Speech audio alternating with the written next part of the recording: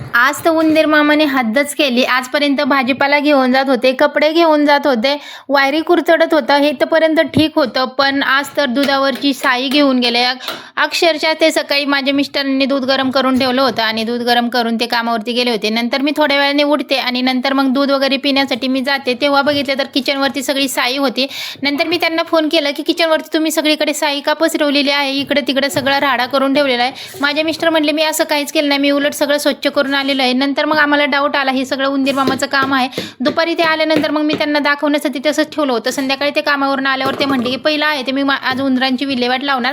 कारण मग त्यांनी प्लाऊड कट केलं. प्लाऊड कट करण्यासाठी खाली करत होते पण जमलं नाही एवढं. वरती गेले टेरेसवरती, प्लाऊड वगैरे कट केलं आणि उंदरांना जिथून उंदीर येत होते, जी खिडकी होती ओपन, तिथं ते प्लाऊड लावायचं होतं. मायरा खूप छान खेळत होती वरती टेरेसवर. तर तुम्ही पाहू शकता जुगाड आमचं फायनल झालेलं आहे आणि खिडकी आहे ते उंदीर मामाची जी खिडकी होती ती बंद केलेली आहे. तर तुम्ही पाहू शकता. असा होता माझा आजचा व्हिडिओ. तुम्हाला कसं वाटलं तर कमेंट करून नक्की सांगा.